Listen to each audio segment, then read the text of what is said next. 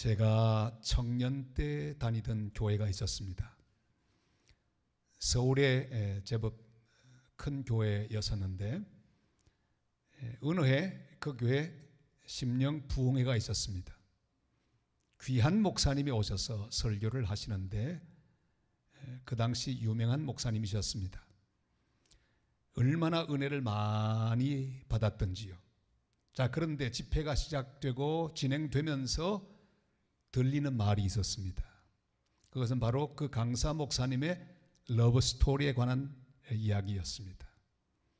알고 봤더니 그 목사님은 제가 다니던 그 교회 어느 권사님의 딸과 사귀던 관계였습니다. 결혼까지 생각을 하고 사귀었는데 마지막에 그 어머니 권사님께서 그 목사님을 거절하셨습니다. 이유는 간단해요. 가난하기 때문에, 둘째 몸이 약하기 때문에 안 된다. 그렇게 해서 결혼을 반대하고 결국 그 목사님과 권사님의 딸은 결혼을 하지 못했다고 하는 이야기가 쫙 퍼졌습니다. 하루가 더 지나니까 또 한 가지 말이 또 쫙 퍼는데 그 권사님께서 너무너무 후회하고 계신다 하는 말이었습니다. 우리의 신앙생활에는 결단의 순간이 옵니다. 주님이 허락하시는 것을 받아들이느냐 거절하느냐, 이런 기로에서 고민할 때가 있습니다. 지금은 좋지 않아 보여도 선택하면 앞으로 두고두고 잘했다 칭찬받을 수 있는 그런 선택이 있습니다. 반면에 지금은 좋아 보이지만 선택한 뒤에 평생을 후회하는 그런 경우도 있습니다. 사람도 그렇고 환경도 그렇고 상황도 그렇습니다. 주님이 허락하신 것이라면 기꺼이 받아들이는 것, 그게 바로 믿음입니다. 오늘의 말씀 속에는 도저히 받아들일 수 없는 것을 받아들이고 큰 복을 받은 사람의 결단이 나옵니다. 너무 잘한 결단이라서 전 세계 그리스도인들이 무려 2000년이 되도록 계속해서 잘했다 잘했다 칭찬하고 칭송하는 사람입니다. 오늘 저도 그가 너무 잘했다고 칭찬하고 싶습니다. 그것이 바로 예수님의 육신의 아버지 요셉의 결단입니다. 가만히 보면 그 결단이 쉽지 않았습니다. 너무 힘들었습니다. 거절할 만한 충분한 이유가 있었습니다. 그는 깊은 고민 속에 빠졌습니다. 약혼한 여자가 자기의 약혼녀의 배가 불러오기 시작했습니다. 이해할 수 없습니다. 그 당시의 관습에 의하면 버릴 수 있습니다. 버리는 것뿐 아니라 죽여도 괜찮은 상황이 그때 상황이었습니다. 그 당시 사회는 절대로 그것을 용납하지 않았습니다. 그래서 요셉은 마리아를 가만히 끊고자 했습니다. 우리 18절 19절 말씀을 같이 읽겠습니다. 예수 그리스도의 나심은 이러하니라. 그의 어머니 마리아가 요셉과 약혼하고 동거하기 전에 성령으로 잉태된 것이 나타났더니 그의 남편 요셉은 의로운 사람이라 그를 드러내지 아니하고 가만히 끊고자 하여. 아멘. 요셉은 이 상황을 이해할 수가 없었습니다. 답이 없었습니다. 머릿속에는 여러 생각이 지나갔겠지요. 동네 총각들의 얼굴이 지나갔을 것입니다. 아니, 그럴 리가 없어. 그 여자가 그럴 리가 없어. 아무리 생각해 보아도 마리아의 배가 불러오는 이유를 알 수 없었습니다. 우리가 그럴 때가 있습니다. 아무리 생각해도 이유를 알 수 없는 상황을 만납니다. 기막힌 일을 겪을 수 있습니다. 의심과 회의가 물결치듯이 우리 가슴에 밀려올 수 있습니다. 그러나 기억해야 합니다. 이미 하나님은 답을 가지고 계십니다. 요셉이 모르는 답이 바로 여기 있습니다. 성령으로 잉태된 것이 나타났더니. 처음부터 주님은 설명해 주지 않았습니다. 아무리 생각해도 알 수가 없습니다. 그러나 이미 답은 있습니다. 성령으로 잉태되었다는 답입니다. 답을 모르면 끊고자 합니다. 거절하고자 하는 마음을 가지게 됩니다. 포기하려고 하는 마음이 생깁니다. 마음대로 생각하게 됩니다. 그리고 어떤 결론을 내렸을까요? 마리아가 아마도 다른 남자를 만났겠지. 10길 물속은 알아도 한 길 사람의 마음속 알 수 없다. 그런 생각을 아마도 했을 것입니다. 그래서 가만히 끊고자 했습니다. 소문 없이 끊고자 했습니다. 소문이 퍼져 한때나마 사랑했던 그 여자에게 변이 생기지 않도록 가만히 끊고자 했습니다. 여러분, 가만히 끊고자 하는 생각, 이 생각은 끔찍한 생각입니다. 자기 혼자 생각하고 끝날 일이 아닙니다. 하나님의 구원 역사에 차질이 생길 만큼 큰일입니다. 요셉이 마리아를 끊어버리면 성경의 예언도 차질이 생깁니다. 오늘 대림절 첫 주를 맞이하면서 저는 사랑하는 성도 여러분들에게 질문하기를 원합니다. 지금 가만히 끊고자 하는 것은 무엇입니까? 이제 더는 참을 수 없어 가만히 끊어버리고자 하는 사람은 누구입니까? 더 이상 견딜 수 없어 가만히 끊고자 하는 관계는 무엇입니까? 포기하려 하는 것은 무엇입니까? 그만두려 하는 것은 무엇입니까? 오늘 주님의 말씀을 들으시기를 바랍니다. 마리아 데려오기를 두려워 말라. 20절 말씀 우리 다 같이 읽겠습니다. 이 일을 생각할 때 주의 사자가 현몽하여 이르되 다윗의 자손 요셉아 내 아내 마리아 데려오기를 무서워하지 말라. 그에게 잉태된 자는 성령으로 된 것이라. 아멘. 하나님 더 이상 말씀하시기를 미룰 수 없었습니다. 왜냐하면 앞으로 벌어질 일의 심각성을 아셨기 때문입니다. 그래서 바로 말씀하셨습니다. 오늘 듣는 이 말씀이 주님께서 내 인생에 주시는 바로 그 말씀이 되기를 바랍니다. 주님은 답을 가르쳐 주셨습니다. 요즘 우리 사회에는 자식에게 부정한 방법으로 답을 가르쳐 주려다가 자식을 낭패에 빠뜨린 한 학교의 교사, 그 아버지의 일이 뉴스를 채우고 있습니다. 그것은 자기가 공부해서 찾아야 될 답입니다. 가르쳐주면 곤란합니다. 그런 자리에 있다고 해도 가르치면 큰일 납니다. 그러나 우리 하나님 아버지는 우리 인생의 모든 답을 알고 계십니다. 하나님에 관한 모든 지식은 우리가 배워서 알 수 있는 것이 아닙니다. 하나님 아버지가 가르쳐주지 않으면 절대로 모르는 지식, 그래서 그것을 계시라고 합니다. 하나님의 말씀 성경을 통하여 하나님 우리에게 가르쳐 주십니다. 우리 인생에 대하여, 하나님의 사랑에 대하여, 구원에 대하여, 십자가에 대하여 주님은 가르쳐 주십니다. 주님은 오늘도 성경을 통해 우리에게 설명하십니다. 말씀을 통해 이해시키고 계십니다. 이것은 성령으로 된 것이라. 무슨 말씀입니까? 하나님이 계획하셨고 하나님이 지금 그 계획대로 진행하고 계신다는 말씀입니다. 그리고 앞으로의 일도 설명하고 계십니다. 21절 말씀 다 같이 읽겠습니다. 아들을 낳으리니 이름을 예수라 하라. 이는 그가 자기 백성을 그들의 죄에서 구원할 자이심이라 하니라. 아멘. 하나님이 지금 진행하는 일을 우리는 잘 이해해야 합니다. 예수 그리스도를 이 땅에 보내시는 구원의 역사, 그것을 바로 주님은 진행하시려고 하고 계십니다. 그리고 그것을 진행하셨습니다. 그래서 세상을 죄에서 구원하시는 구속 역사를 이루실 것이라고 말씀하십니다. 그래서 요셉에게 마리아 데려오기를 두려워하지 말라 말씀하셨습니다. 그래야 하나님의 구원 역사가 진행되고 이루어진다고 설명하십니다. 사랑하는 여러분, 우리의 인생의 일도 단순하지 않습니다. 나 하나만 얼굴을 돌리고 숨어버린다고 되는 일이 아닙니다. 나 하나만 거절하고 끊어버리면 되는 일이 아닙니다. 하나님은 우리 한 사람 한 사람을 하나님의 구원을 이루기 위한 도구로 삼으셨습니다. 하나님이 요셉을 통해 일을 진행했듯이 우리 한 사람 한 사람을 통해 하나님의 거룩한 역사, 하나님 구원을 지금도 이루기 위하여 진행하고 계십니다. 그래서 지금 이해하기 어려운 상황을 만나게 되기도 하고 어려운 관계 속으로 끌어가시기도 하고 또한 어려운 사람을 만나게 하시기도 합니다. 그러니까 내가 만약에 끊어버리면 큰 차질이 생깁니다. 내가 불순종하면 하나님 나를 통해 하실 일, 그 일에 큰 문제가 생깁니다. 그래서 마리아를 데려와야 합니다.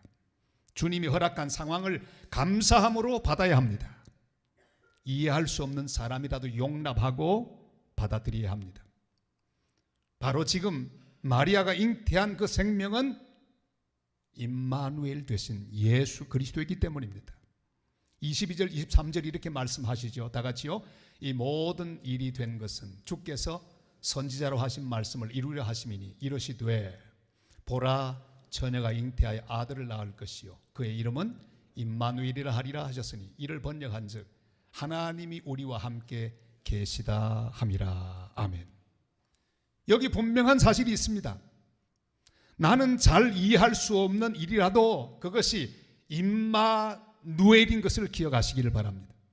그 일은 바로 하나님의 놀라운 임재, 하나님 우리와 함께 하신다는 증거입니다.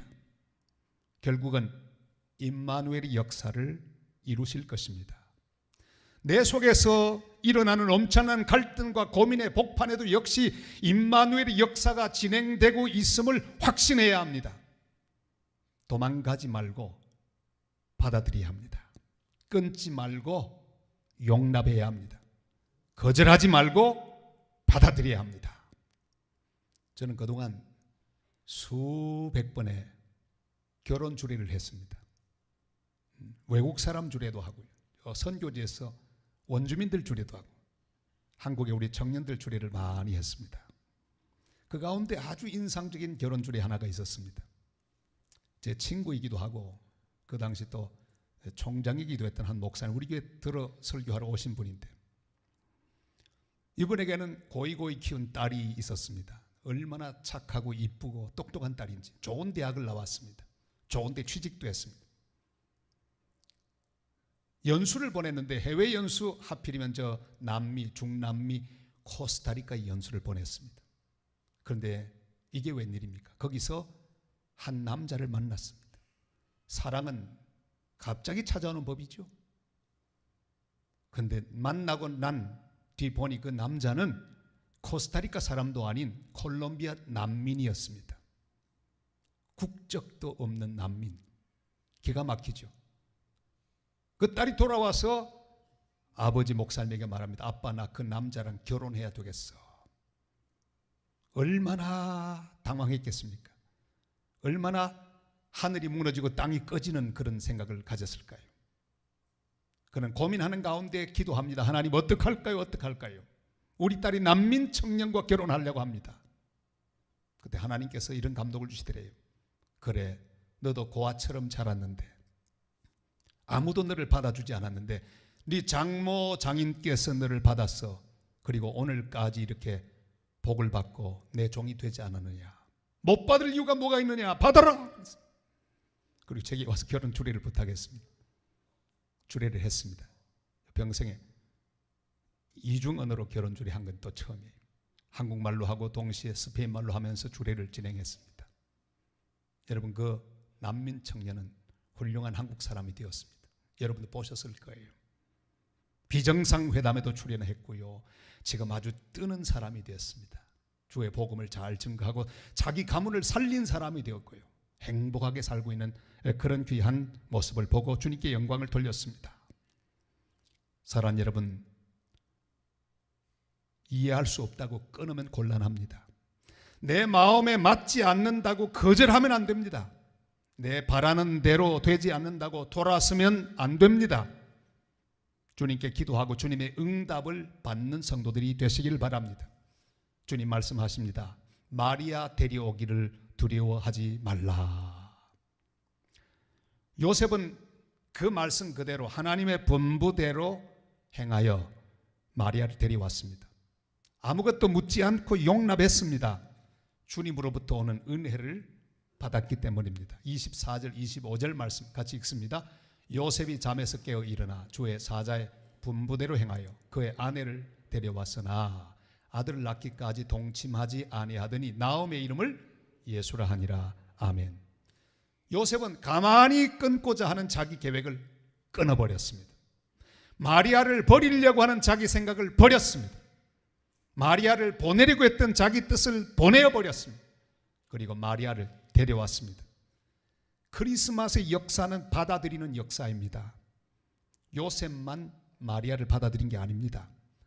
마리아도 천사의 방문을 받고 처녀이지만 아들이 태어나고 자기를 통해 메시아가 태어나게 된다는 말씀을 받아들입니다. 누가복음 1장 38절 말씀이죠. 다 같이요. 마리아가 이르되 주의 여종이오니 말씀대로 내게 이루어지이다 하매 천사가 떠나가니라. 그는 말씀대로 받아들입니다. 동방 박사들도 별을 보고 자기 생각과 계획을 접고 먼 길을 와서 왕으로 나신 아기 예수님께 경배했습니다. 목자들도 천사들의 소식을 듣고 양을 버리고 달려와서 아기 예수님께 경배했습니다. 그러나 받아들이지 않는 사람들도 있었습니다. 주로 똑똑한 사람들이 받아들이지 않았습니다. 강한 사람들이 받아들이지 않았습니다. 서기관과 율법학자들은 예수님이 태어난 장소까지 알았습니다. 유대 땅 베들레헴에 태어난 사실 알기는 알았습니다. 그러나 받아들이지 않았습니다. 여러분, 많이 안다고 잘 받아들이는 것이 아닙니다. 모든 권세를 쥔 헤롯 왕은 나신 예수님을 받아들이기는커녕 잡아 죽이려고 했습니다. 만약에 헤롯이 자기 말대로 가서 경배하는 왕, 아기 예수님께 경배하는 왕이 되었더라면 그의 이름과 삶은 바뀌고 말았을 것입니다. 그러나 그 큰 권력을 쥐고 있었음에도 불구하고 받아들이지 않았습니다. 어느 개업을 하는 추어탕 집에 이런 글이 실렸습니다. 미꾸라지의 다짐. 흙탕물에서 태어나 이제까지 살아오면서 세상의 맑은 물을 헤집고 다니며 흐려놓고 살살 빠져다니며 온갖 나쁜 일에 도맡아 해온 우리 가족이기에 개과천선하여 고객의 건강에 도움이 되고자 이 한 몸 다 바칠 것을 굳게 다짐합니다. 미꾸라지 다짐. 여러분, 미꾸라지가 무슨 다짐을 하겠습니까마는 우리는 다짐할 수 있습니다. 어떤 경우에도 살살 빠지지 않고, 어떤 경우에도 물 흐리지 않고, 어떤 상황이 되어도 어떤 자리에 있어도 받아들이겠다는 다짐을 우리는 할 수 있습니다. 어떤 사람이든지 받아들이겠다는 다짐을 할 수 있기를 바랍니다. 예수님은 우리를 우리 모습 그대로 받아주셨습니다. 우리의 약함 그대로 받아주셨습니다. 우리의 문제투성이 모순 덩어리 우리를 그대로 받아주셨습니다. 히브리서 4장 15절이 이렇게 말씀하시죠. 다 같이요. 우리에게 있는 대제사장은 우리의 연약함을 동정하지 못하실 리가 아니요 모든 일에 우리와 똑같이 시험을 받으신 이로되 죄는 없으시니라. 아멘. 주님, 우리 약함을 이해하시는 주님이십니다. 악함을 이해하시는 주님이십니다. 주님은 우리가 당하는 모든 고통을 인간으로 오셔서 직접 다 받으셨습니다. 우리의 약함과 추함을 위하여 십자가 위에서 죽으셨습니다. 주님이 우리를 그렇게 받으셨다면 우리도 서로 받아야 합니다. 로마서 15장 7절이 말씀하지요. 다 같이요. 그러므로 그리스도께서 우리를 받아 하나님께 영광을 돌리신 것 같이 너희도 서로 받으라. 아멘. 사랑하는 여러분, 각자를 향한 하나님의 뜻이 있습니다. 계획이 있습니다. 함부로 정죄하지 마시기를 바랍니다. 하나님이 그와 함께 계십니다. 임마누엘 예수님이 그와 함께 계십니다. 아무리 마음에 들지 않아도 거절하지 말고 용납하고 받아들이는 하나님의 사람들이 되시기를 바랍니다. 아이슬란드의 소설 호텔 사일런스라고 하는 그런 소설이 있습니다. 그 소설의 주인공은 49살 나는 요나스라고 하는 남자입니다. 어느 날 그는 청천벽력 같은 소식에 접합니다.